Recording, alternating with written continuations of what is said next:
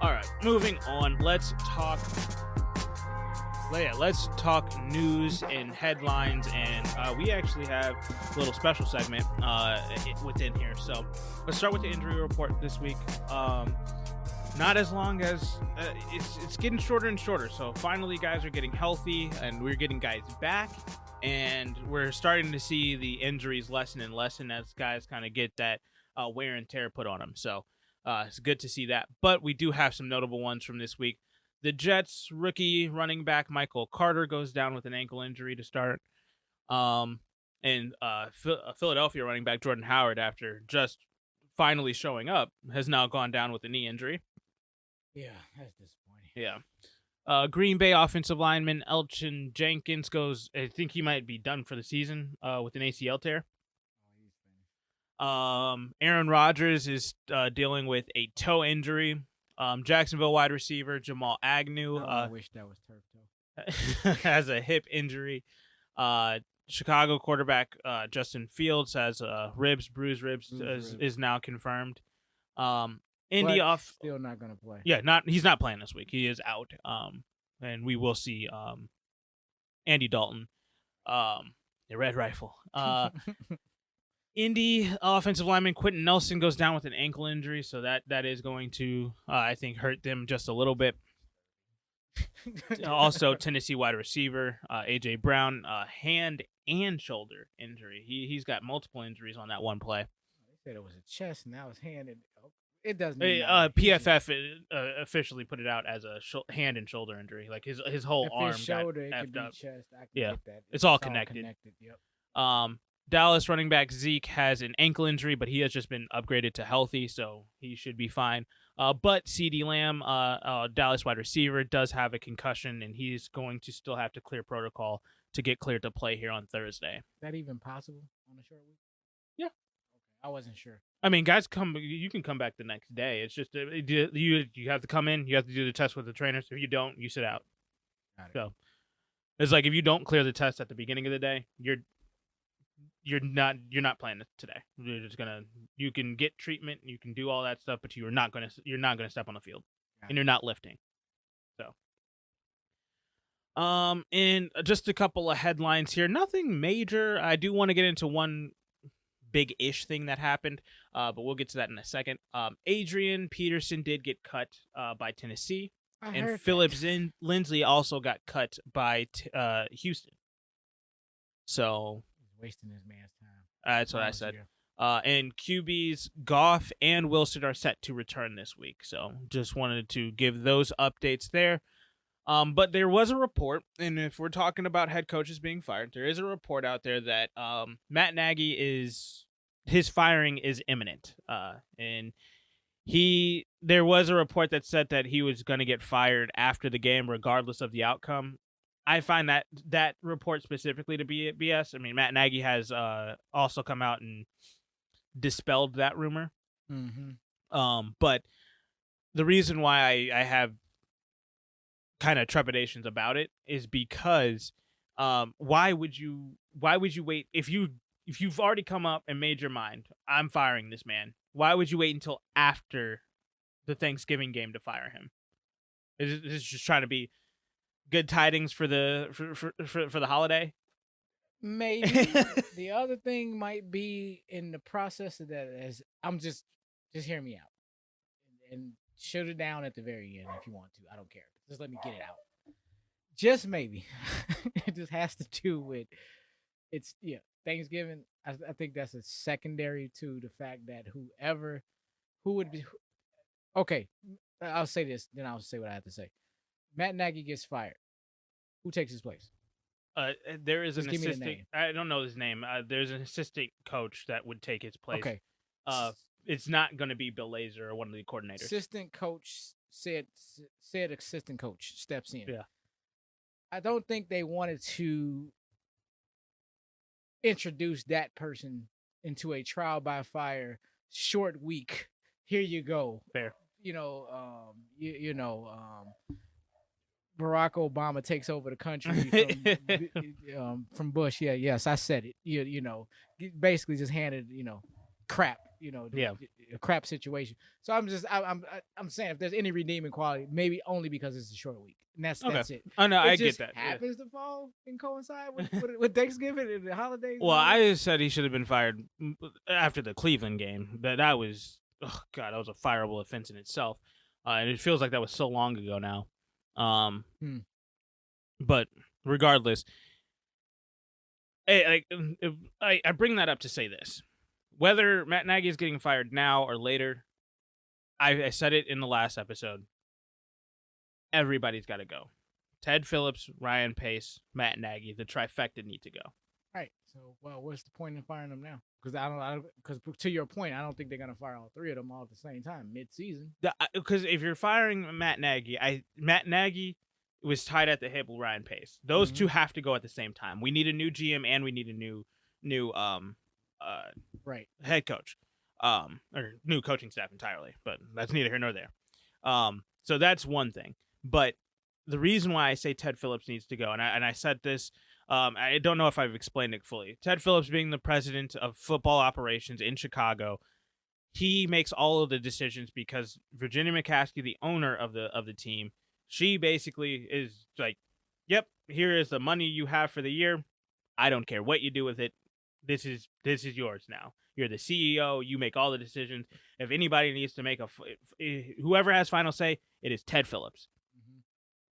Reason why Ted Phillips is even in this position is because he is married into this damn family. And at the end of the day, the last two GMs he has hired have been completely inept and have been the worst GMs of, I believe, in Chicago's history.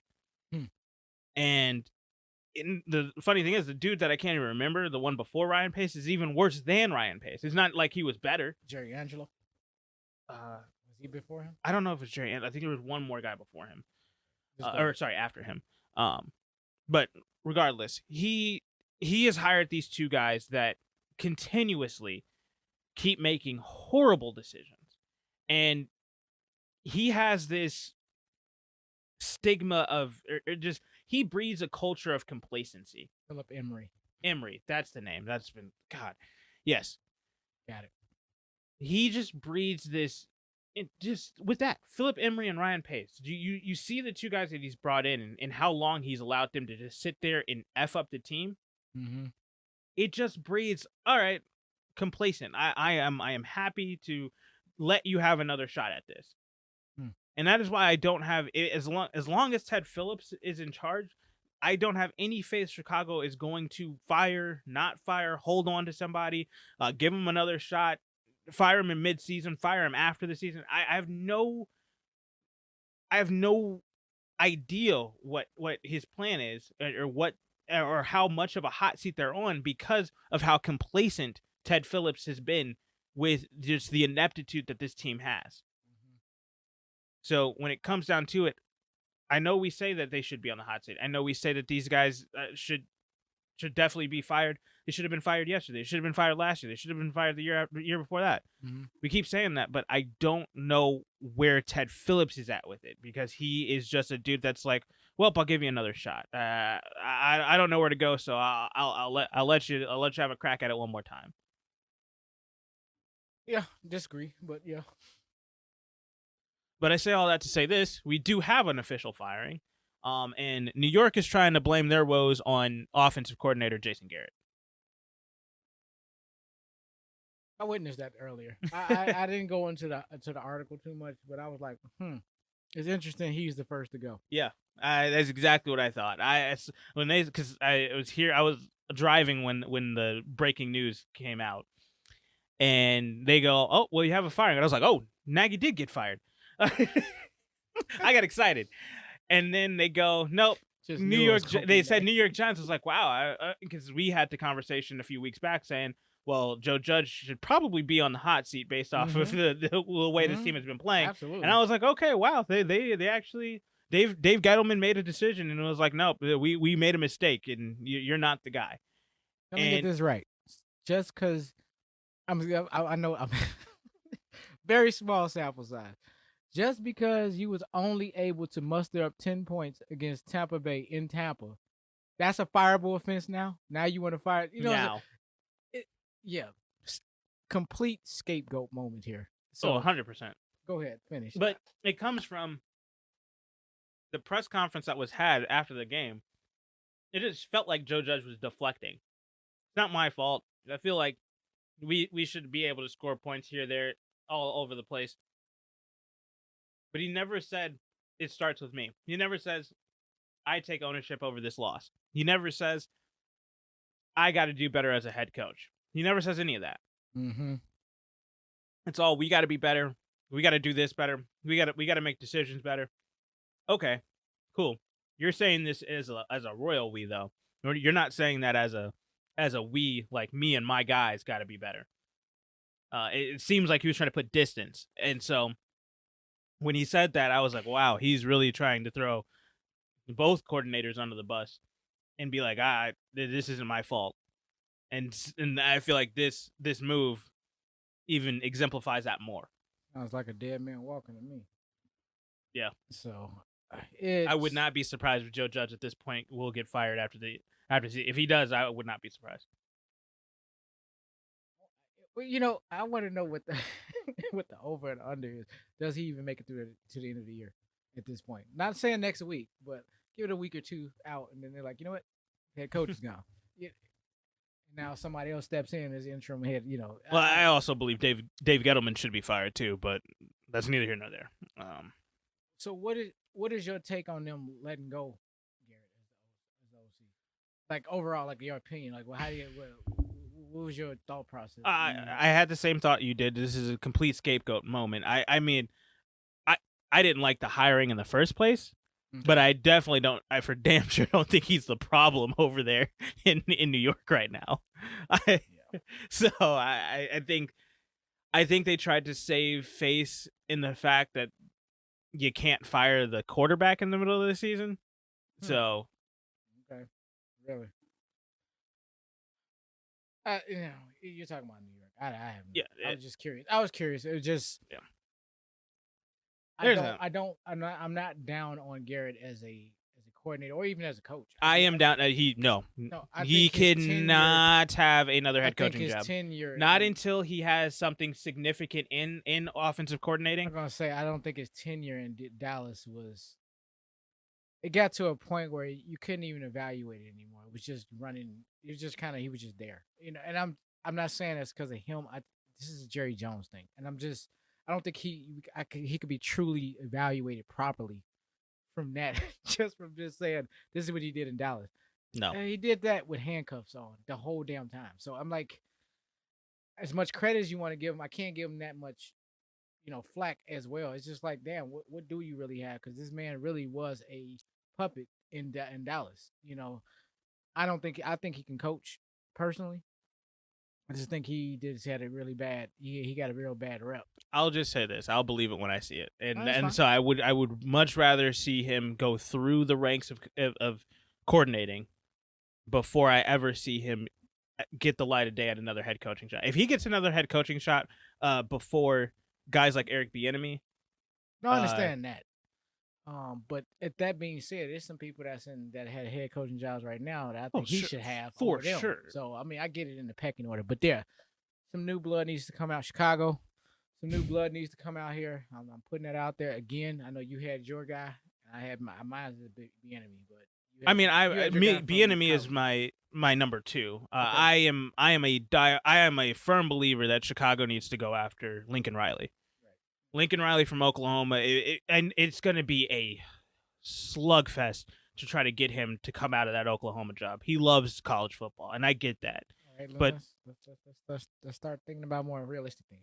No, but it's not. I mean, we got Urban Meyer, became warm. So, yeah. So, there is a possibility that he would come for. It's just depending on the situation, and I feel like if he could build it from the ground up himself. And that's what I'm saying. Okay. Ted Phillips, Ryan Pace, Matt Nagy, all got to go, and then Lincoln Riley and whatever else you want to build it. I said Louis Riddick as the GM, and I don't care who the president is, as long as it's a dude that's less complacent than Ted Phillips. Gotcha. As long as it's a guy who wants to win a Super Bowl. Okay.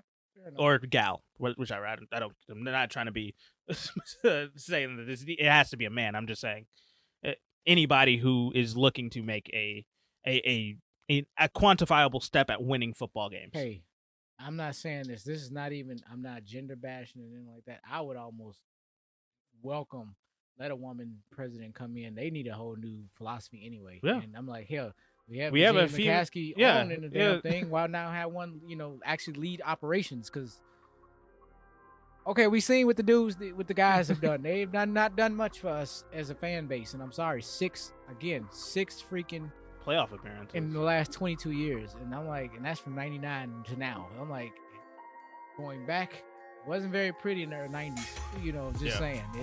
The heyday came in the 80s. So,